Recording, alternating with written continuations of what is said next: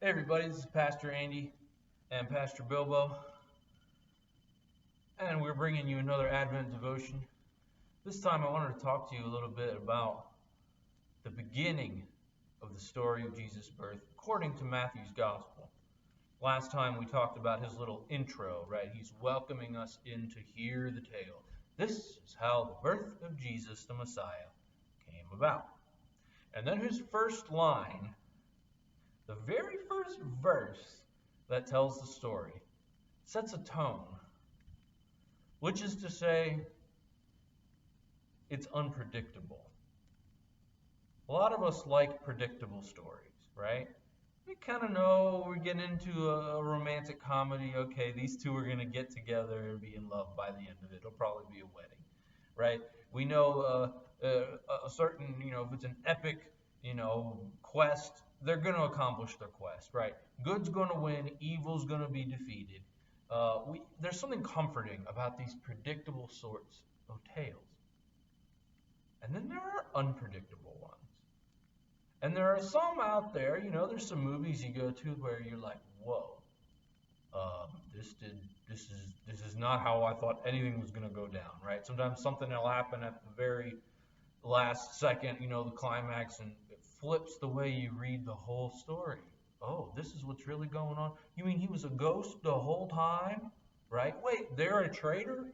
Right? Wait, she was in love with this guy? Wait, who was lying? Right? There's all kinds of ways to twist a story so that it's not predictable. In the case of the Gospels, the whole thing is unpredictable. And yet, in some ways, maybe it's not. It depends on what you come into the story expecting.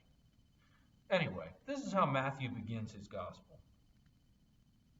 In verse 18, this is how the birth of Jesus the Messiah came about. His mother Mary was pledged to be married to Joseph. So far, so good. This is a normal thing, right? Two people pledged, engaged to be married. This happens all the time. You're probably familiar with cases of engagement. I know I am. But then the second half of that sentence. But before they came together, she was found to be pregnant through the Holy Spirit. Well, what do we do with that? Right? Very first line is, what? Okay, so this isn't just the unlikely romance of Mary and Joseph as they get to know one another and hijinks ensue. She's pregnant through the Holy Spirit? I'm sure neither of them were expecting this to happen.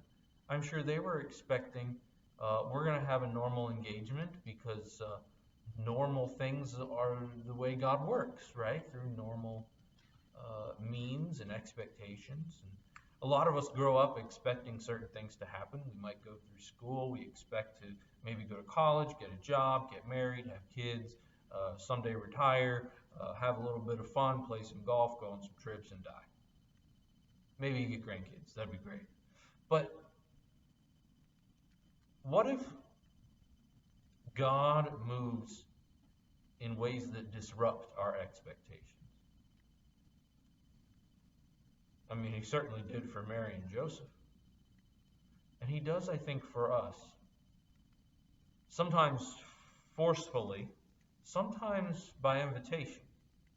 He invites us to forego what we expect and trust that maybe God has something better in mind. Better not just for us, but for the world, for others. The question is whether we are open to accepting that way of thinking. Because when we don't get what we expect, sometimes we get a little angry about it, right? We start to look for someone to blame. We might even blame God.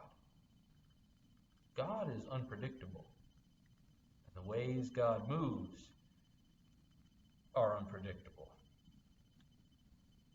What are the invitations in your life right now that are inviting you into the unpredictable?